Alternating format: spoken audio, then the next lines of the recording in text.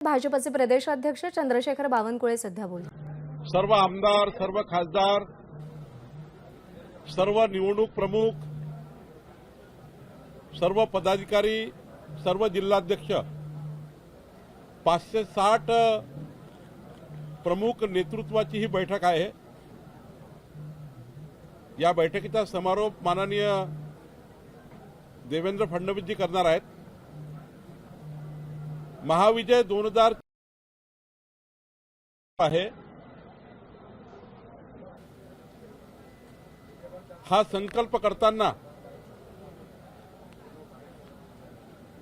लोकसभेमध्ये 45+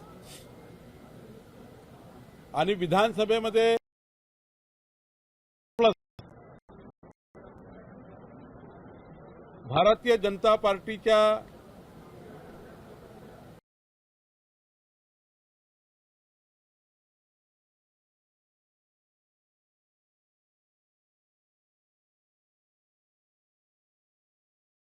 दोनशेच्या वर महायुती म्हणून 200च्या प्लस विधानसभा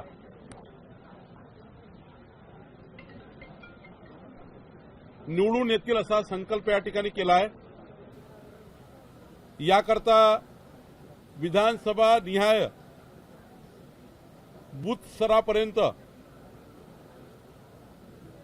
महाराष्ट्रातल्या 1 लाख बूथवर भारतीय जनता पार्टीची आणि महायुतीचा समन्वय,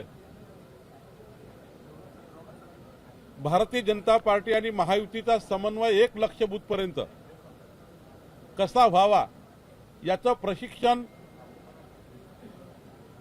560 पदाधिकाऱ्यांच्या उपस्थितीत करतो आहेत आणि पुढच्या टप्प्यामध्ये विभागवाईज प्रशिक्षण होणार। महायुतीमधले सर्व घटक पक्षाचे सर्व पदाधिकारी कार्यकर्ते यांचा समन्वय करणे हा अत्यंत महत्त्वाचा आहे। सोबतच महाराष्ट्र सरकार आणि केंद्र सरकारच्या योजना या 1 लाख बूथवरच्या सर्व महायुतीच्या कार्यकर्त्यांनी प्रत्येक घरापर्यंत पोहोचवण्याच्या योजना आहे। मोदीजींच्या 9 वर्षाच्या कार्यकाळाच्या योजना पोहोचवायच्या आहेत। मोदीजींनी 9 वर्षात केलेल्या कामाचा संपूर्ण लेखाजोखा मांडण्याचं काम चालू आहे। शेवटचा टप्पा सुरू आहे, घर चलो अभियान चालू आहे। 9 वर्षाचा 90-90-90 2024चं समर्थन 2024 हा क्रमांक डायल करून मोदीजींना समर्थन मिळवण्याचं काम या संकल्पात होणार आहे आणि सायंटिफिक पद्धतीने पक्षामध्ये 288 वॉर रूम तयार करून जे आम्ही काम करतोय त्या कामाचं ऑडिट सुद्धा आम्ही करणार आहोत। भारतीय जनता पार्टीमध्ये मोठ्या प्रमाणावर पक्षप्रवेश व्हावे याकरता योजना तयार केली आहे। पक्षप्रवेशाकरता प्रत्येक बूथवर 50 पक्षप्रवेश व्हावे याकरता योजना आम्ही तयार केली आहे। आम्ही जवळपास 288 विस्तारक, पूर्णवेळ विस्तारक 288 पूर्णवेळ विस्तारक या कामी निघाले आहेत। 48 लोकसभेला 48 विस्तारक काम करणार आहेत। प्रत्येक 50 बूथवर एक सहविस्तारक असणार आहे, तो पूर्णवेळ असणार आहे आणि आमचे जिल्हाध्यक्ष, तालुका अध्यक्ष आणि आमचे आमदार आणि ज्या ठिकाणी आमदार नाही त्या ठिकाणी आमचे सर्व निवडणूक प्रमुख हे महायुतीचा समन्वय करून 2024 मध्ये विधानसभेत 200+ जे आम्ही टार्गेट केला आहे, लोकसभेचा 45 टार्गेट केला आहे, 45+ याकरता आम्ही योजना तयार केली आहे। खरं तर युवा मोर्चा, महिला मोर्चा,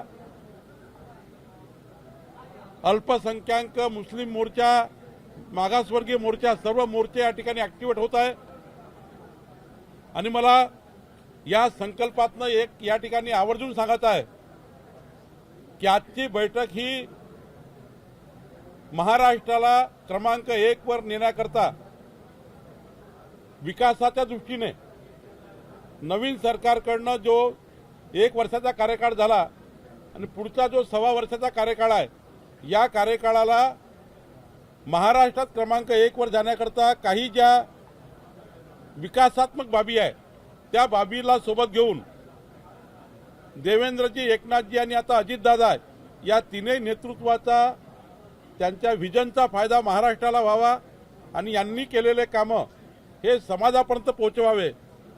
मोदीजींचा डेव्हलपमेंटचे कामं हे शेवटपर्यंत जावे. एकीकडे जनतेचा विकास व्हावा, भौगोलिक विकास व्हावा, सर्व क्षेत्रामध्ये महाराष्ट्र पुढे जावा आणि संघटनात्मक दृष्टीने भारतीय जनता पार्टी सर्वात मोठी संघटना या महाराष्ट्रात असावी.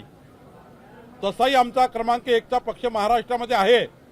पुढच्या काळामध्ये महाराष्ट्र क्रमांक 1 वर पक्ष आमचा असला पाहिजे. त्याकरता आमची भूमिका आहे. निश्चितपणे आजच्या प्रशिक्षण वर्गातनं, आजच्या या समारोपीय मार्गदर्शनातनं जो संकल्प घेऊन आमचे 560 नेते या ठिकाणून जातील, मला विश्वास आहे की आम्ही सर्व 560 नेतृत्व जे आमचं महाराष्ट्राचं प्रमुख नेतृत्व या ठिकाणी आलं आहे. आमचे केंद्रीय मंत्री आहेत, राज्याचे मंत्री आहेत, संपूर्ण आमदार खासदार आहेत. जिथे आमचे आमदार नाही तिथे मागच्या वेळी आमचे 42 आमदार पराभूत झाले, ते आमदार त्या ठिकाणी माजी आमदार आहेत. या सर्वांनी जो संकल्प केला आहे, मी आपल्याला जाणीवपूर्वक सांगेल की भारतीय जनता पार्टीची घोडदौड या महाराष्ट्रामध्ये प्रचंड ताकदीने सुरू राहील. पार्लमेंट ते पंचायत पर्यंत आम्ही काम करू. येणाऱ्या सर्व निवडणुका महानगरपालिका, जिल्हा परिषदच्या, ग्रामपंचायत पर्यंत भारतीय जनता पार्टी क्रमांक 1 वर राहील आणि महायुती ही महाराष्ट्रात आणि देशामध्ये, महाराष्ट्राच्या इतिहासात आतापर्यंत कधी आम्ही नंबर गाठला नाही, तो नंबर आमची महायुती गाठेल असा मला विश्वास आहे.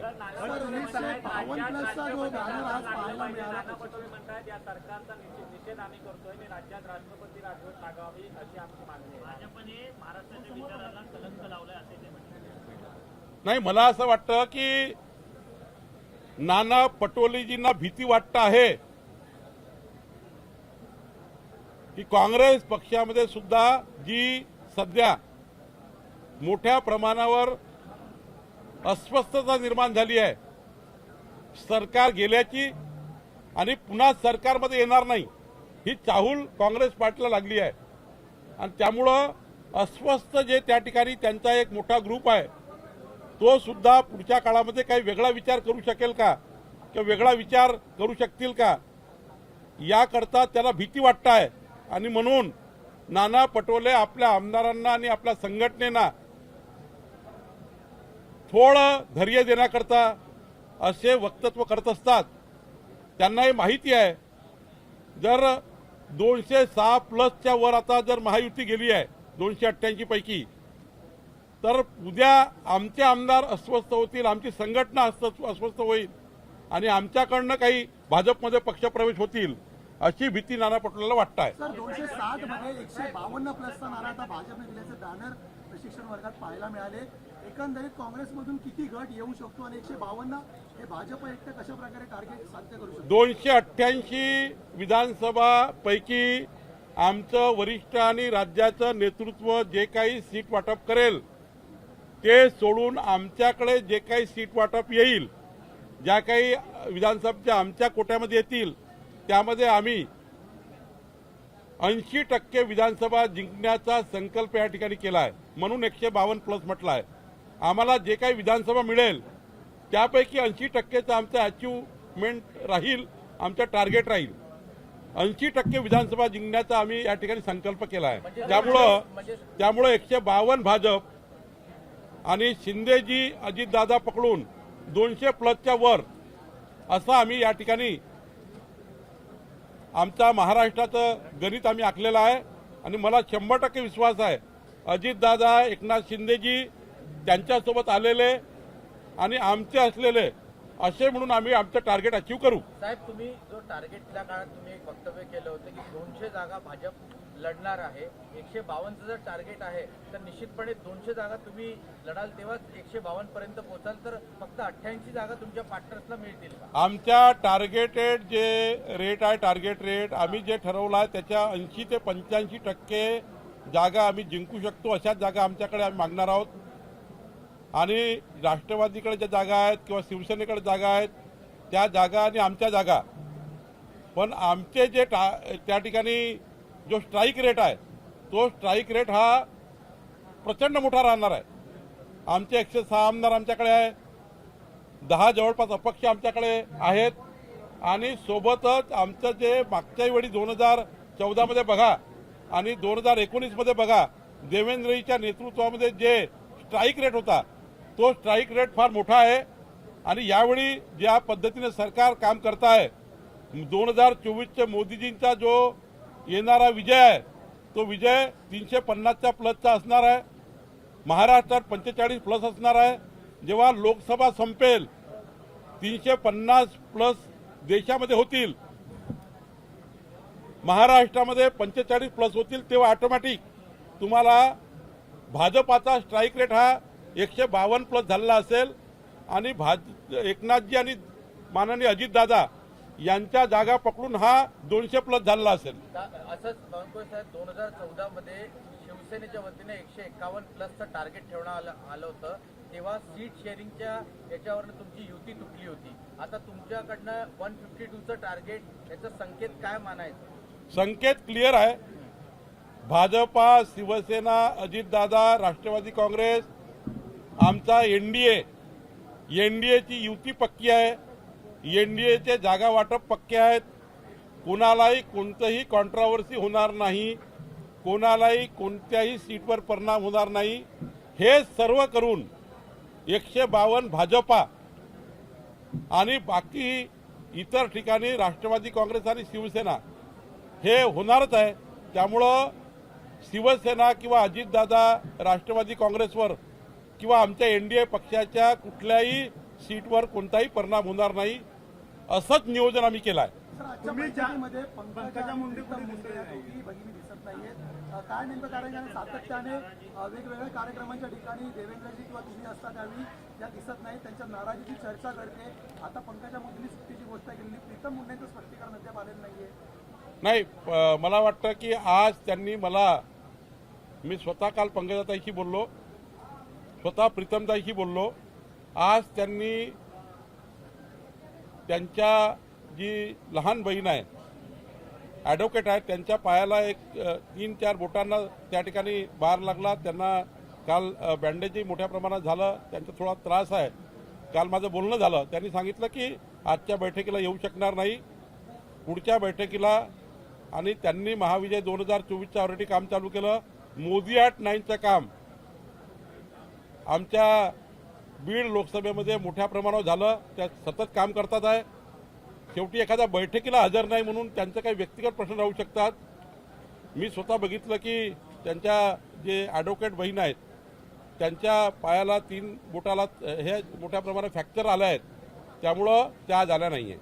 सर, प्रदेशाध्यक्ष म्हणून कशा प्रकारे आव्हानाकडे बघताय? कारण महाविजयमध्ये एवढं मोठ्या जागांचं टार्गेट ठेवलेलं आहे, विशेषतः लोकसभा विधानसभेमध्ये. आव्हान कसं पेलणार आहात? नेमकी स्ट्रॅटेजी काय असणार आहे प्रशिक्षण वर्गात? आमच्या प्रशिक्षण वर्गामध्ये प्रत्येक बूथवर आमचा जो बूथ प्रमुख आहे हा अत्यंत महत्त्वाचा घटक आमचा आहे. प्रत्येक बूथवर 100 मताचं राजकारण आम्ही करणार आहोत. प्रत्येक समाजाला सामाजिक, राजकीय, सांस्कृतिक सर्व विषयामधनं प्रत्येक समाजापर्यंत आम्ही जाणार आहोत. या महाराष्ट्रातल्या 18 पगड जाती, 12 बलुतेदार सर्व समाजांना आम्ही सोबत घेणार आहोत. केंद्र आणि राज्य सरकारचे विकास कामं आम्ही पोहोचवणार आहोत.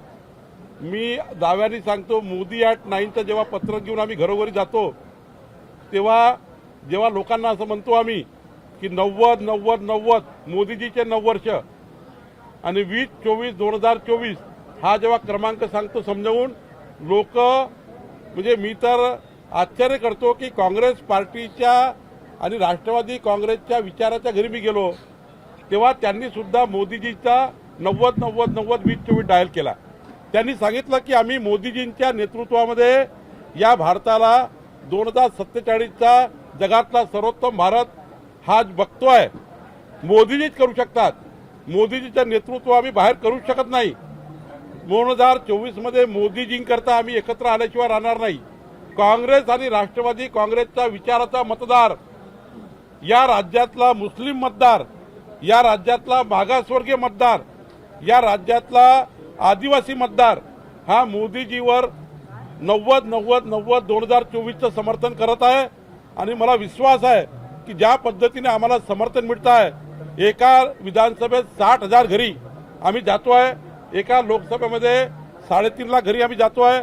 मला असं वाटतं यातनं आम्ही मॅन टू मॅन आणि हार्ट टू हार्ट जे बोलतो आहे, man to man heart to heart जे रिलेशनशिप आम्ही त्या ठिकाणी मतदारासोबत डेव्हलप करतो आहे, पारिवारिक संबंध निर्माण करतो आहे.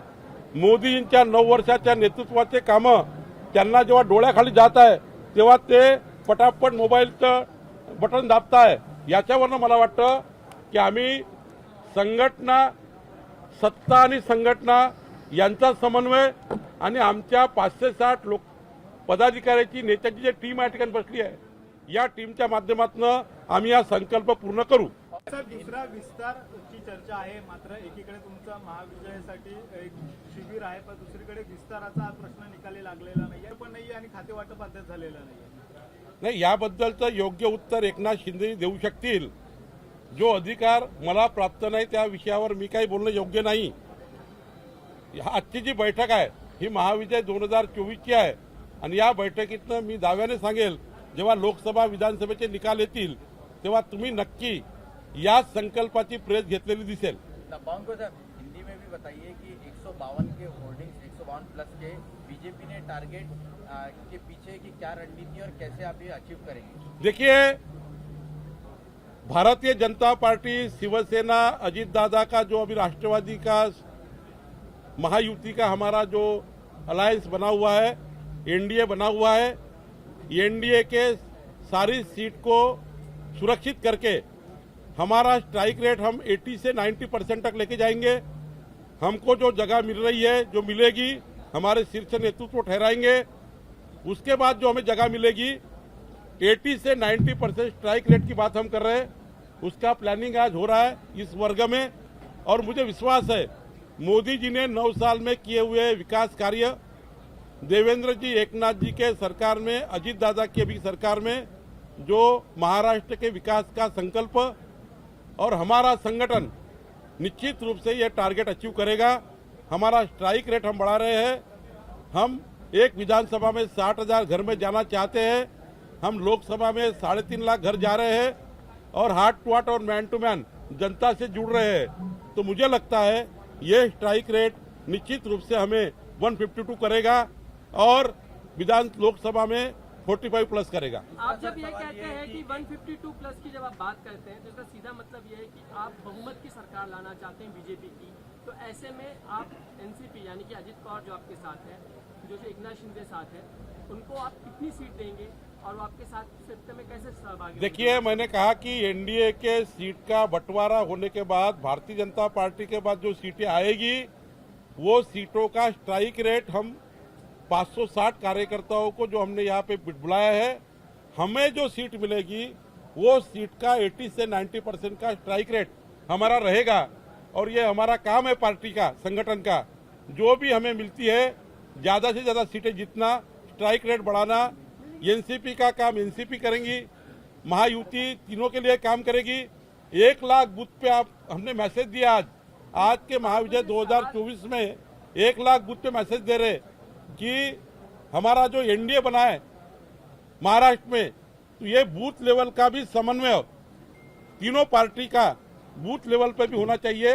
इसलिए भी ये वर्ग का आयोजन किया है. बीजेपी 152 जब कहती तो अपने अपने बलबूते पूर्ण बहुमत की सरकार चाहती है. वो तो हर पार्टी चाहती है कि हमारे बहुमत की सरकार बने, लेकिन जो हमारा केंद्रीय और राज्य नेतृत्व ठहराता है, अब हमारी सीटें वहां भी ज्यादा आई थी बिहार में, तो हमारा सीटें ज्यादा बढ़ा रहे हमारा काम है. हमारा स्ट्राइक रेट बढ़ा रहा काम है. हर बूथ पर 100 कार्यकर्ता बढ़ा रहा काम है. हमारी पार्टी केवल अकेला चुनाव लड़ती नहीं है, नगर पालिका लड़ती है, जिला परिषद लड़ती है, पंचायत लड़ती है, पार्लियामेंट से पंचायत हम चुनाव लड़ते हैं. तो 288 विधानसभा में हमारी पार्टी काम करेगी. लेकिन जहाँ सीट शेयरिंग होगी उसके लिए मैंने पिछले बार भी कहा, एकनाथ शिंदे जी की सीट जहाँ पे है बीजेपी अपने सीट से ज्यादा जोर वहां लगाएगी. अजीत पवार की सीट जहां पर है उनके लिए भी उतना ही जोर लगाएगी. और जहां बीजेपी लड़ रही है वह वो दोनों पार्टियां जोर लगाएगी। इसका मतलब कांग्रेस और बची कुची किंचित सेना रही हुई हमारे राष्ट्रवादी की आधी जो भी बची है उनको शून्य करना ये हमारा काम है।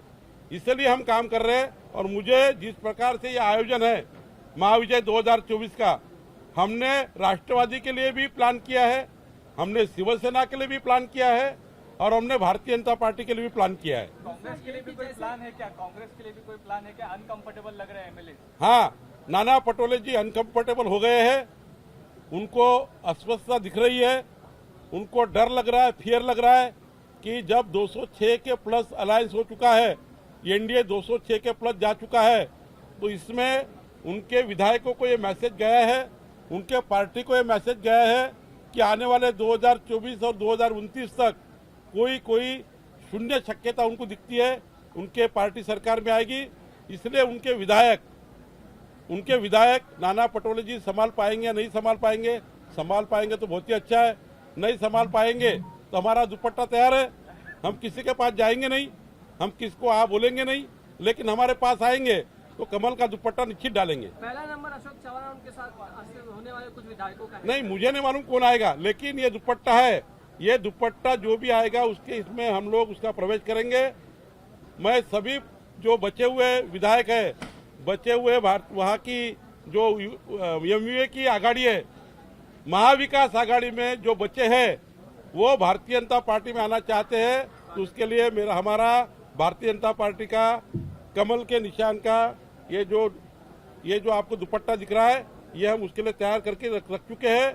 अब उन्होंने नहीं संभाला तो ठीक है, उनको मेरी शुभेच्छा है। नहीं संभाला तो हम तैयार है, हमारे पास आने के बाद हम नहीं बोलेंगे, हम तो आप आने के लिए बोलेंगे। हम क्यों नहीं बोलेंगे? हमें जितने कार्यकर्ता बढ़ेंगे, जितने नेता बढ़ेंगे, भारतीय जनता पार्टी में स्वागत है, हमारे पास स्पेस भी है। जितने भी आएंगे उन सबको हम हमारे पार्टी में ले सकते हैं। हमारे लिए कोई वहाँ पे किसी के लिए ना नहीं है। तर तिन्ही पक्षांच्या नेत्यांची समन्वयासाठी एकत्रित बैठक होणार आहे का? होय, समन्वय समिती गठीत झाली आहे। राष्ट्रवादीकडनं 4, भाजपकडनं 4 आणि सेनेकडनं 4, 12 ची टीम घोषित झाली आहे। प्रसाद लाड हे या तिन्ही या बैठकीचे समन्वयक राहणार आहेत। या समन्वय समितीच्या माध्यमातून सरकारमधलं जे काही शेअरिंग आहे ते शेअरिंग करण्याकरता आमचे नेते जे काही ठरवतील, पण एक समन्वय तिन्ही पक्षात राहिला पाहिजे, संघटनेमध्ये समन्वय राहिला पाहिजे, 1 लाख बूथपर्यंत समन्वय झाला पाहिजे, याकरता 12 लोकांची समिती तयार झाली आहे। तर आपण जेव्हा म्हणतात की समाजकारणसाठी सत्तेत आहात, एकनाथ शिंदे असं म्हणतात आणि पोर्टफोलिओसाठी पुढे मागे तर कुठे ना कुठे चुकीचं निघून जात असं दिसतंय।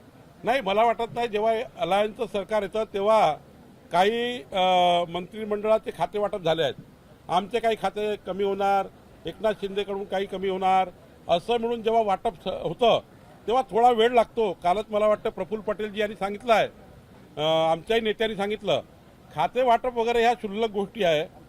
आमचा टार्गेट आहे 2024 पुढच्या काळामध्ये एनडीएच्या समोर सर्व जे राहिलेले एमव्हीए आहे हे एमव्हीए किती कमी करता येईल, आमचा हा प्लान आहे।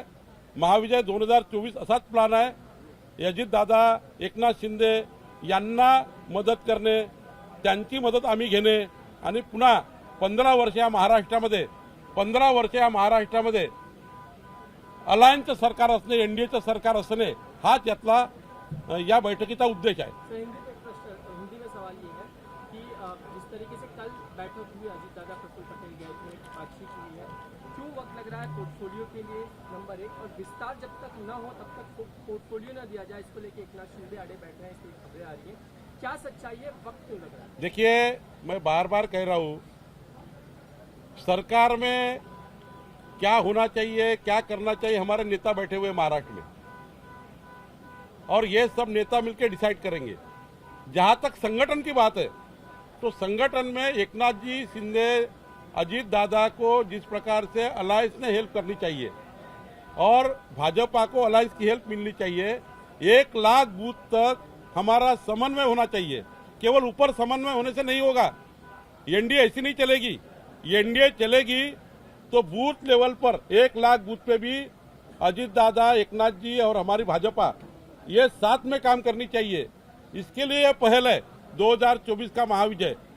हम संगठन के माध्यम से सत्ता और संगठन का दोनों ज्वाइन करके समाज के आखिरी आदमी तक जाकर हम एनडीए को आगे लेके जाना चाहते हैं। इसलिए ये बैठक हो रही है।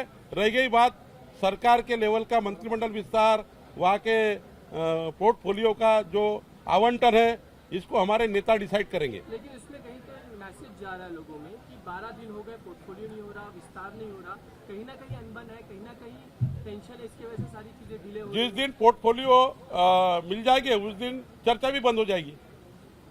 तो लेकिन डिले हो रहा है ना सर। डिले हो रहा है तो सरकार का काम थोड़ी रुका है। पोर्टफोलियो किसी ना किसी के पास तो है, कोई ना कोई मंत्री तो पोर्टफोलियो लेके चल रहा है।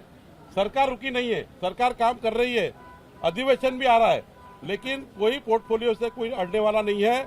निश्चित रूप से सरकार मजबूत है और महाराष्ट्र के इतिहास में सबसे अच्छी सरकार बनी है। मैं कहता हूं कि अलग अलग विजन के, अलग अलग विचारों के लोग जब एक साथ आते हैं तो अलग अलग विचारों से जो सरकार बनती है उससे विजन स्पष्ट होता है और महाराष्ट्र की जनता को फायदा होता है। जब 3-4 बड़े नेता अलग अलग विजन से लेके महाराष्ट्र को एक विजन बनाते हैं तो इसका फायदा जनता को होता है। अजीत दादा, एकनाथ जी, देवेंद्र जी, तीनों की बुद्धिमत्ता को विषय अगर अपन ने बात की तो तीनों जब बैठते हैं तो महाराष्ट्र की 13 करोड़ जनता को पूरा तरह से कैसा संभाला जाए, 13 करोड़ जनता को कैसा सपोर्ट किया जाए, 13 करोड़ जनता की समस्याएं क्या है, 13 करोड़ जनता तक सरकार कैसी पहुंचे, अच्छा ऐसी सरकार बनना। ये सरकार बनने से जनता का प्रश्न सवाल होते हैं, जनता के बीच में सरकार जाती है।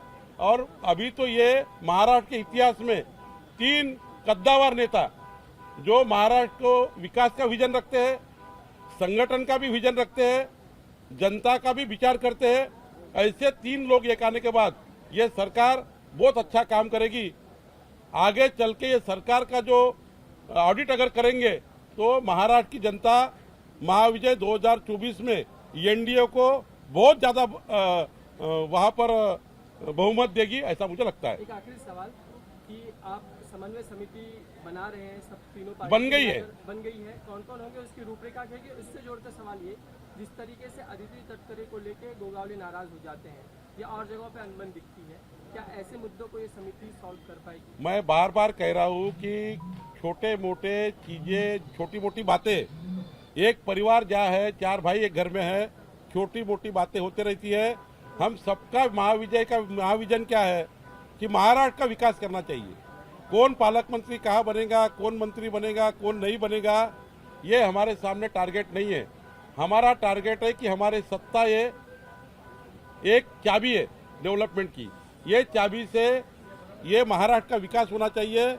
और कौन मंत्री बनेगा, कौन नहीं बनेगा, इससे ज्यादा महाराष्ट्र का कैसा भला हो, महाराष्ट्र की जनता को कैसी सरकार पहुंचे, महाराष्ट्र की जनता में कैसा विकास हो, यही एजेंडा है हमारा। पंकजा मुंडे भी न पहुंचे, प्रीतम मुंडे भी न आए, ऐसी क्या नाराज? पंकजा ताई, प्रीतम जी, मैं दोनों से बात कर चुका हूँ। मैं कल भी बात कर चुका हूँ, 8 दिन पहले भी बात कर चुका हूँ। मुझे आपको बताने के लिए कि कोई प्रॉब्लम नहीं है।